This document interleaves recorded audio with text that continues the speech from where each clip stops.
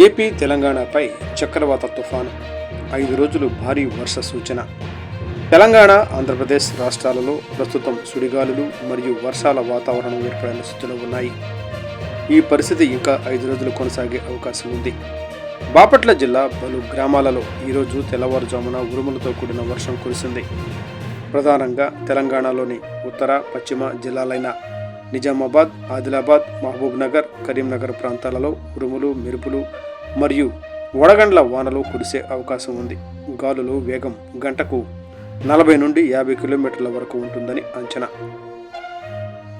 వర్షాలకు కారణాలు: చక్రవాత ఆవర్తనం మధ్య మహారాష్ట్ర, దక్షిణ ఛత్తీస్గఢ్ నుండి వచ్చే ఉపరితల స్థాయి చక్రవాత ప్రభావం, ద్రోణి ప్రభావం, సముద్ర మట్టానికి 9.15 కిలోమీటర్ల ఎత్తులో ఏర్పడిన వాతావరణ పీడన వ్యవస్థలు ప్రభావాలు.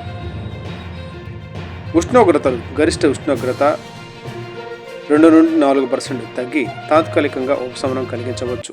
రైతులకు హెచ్చరిక: వడగండ్ల వానల వల్ల పంటలకు నష్టం సంభవించే ప్రమాదం ఉంది. ఆరోగ్యం: చల్లని గాలులు జ్వరం, శ్వాసకోశ సమస్యలను ప్రేరేపించవచ్చు. ఆంధ్రప్రదేశ్ పరిస్థితి: రాయలసీమ, కోస్తాంధ్ర భారీ వర్షాల అవకాశం, ఉరుములు, మెరుపులతో కూడిన వర్షాలు కురియవచ్చు. తేమ స్థాయి: రాత్రిపూట తెలంగాణలో 75%, ఏపీలో 91% వరకు పెరగడంతో అక్కడక్కడ జల్లులు సాధ్యం. ప్రజలు వర్షాలు, గాలుల నుండి తాకిడి తగ్గించుకోవాలి. రైతులు పంటల రక్షణకు అవసరమైన ముందు జాగ్రత్తలు తీసుకోవాలి. వాహనాలను నెమ్మదిగా నడపాలి. ప్రత్యేకించి వడగండ్ల వాన సమయంలో. మొత్తం మీద ఈ వాతావరణ వ్యవస్థ 2 రాష్ట్రాలకు ఉష్ణోగ్రతలలో తాత్కాలిక ఉపశమనం తీసుకువస్తున్నప్పటికీ అత్యధిక వర్షాలు మరియు ప్రకృతి వైపరీత్యాలకు సిద్ధంగా ఉండాలని హైదరాబాద్ వాతావరణ శాఖ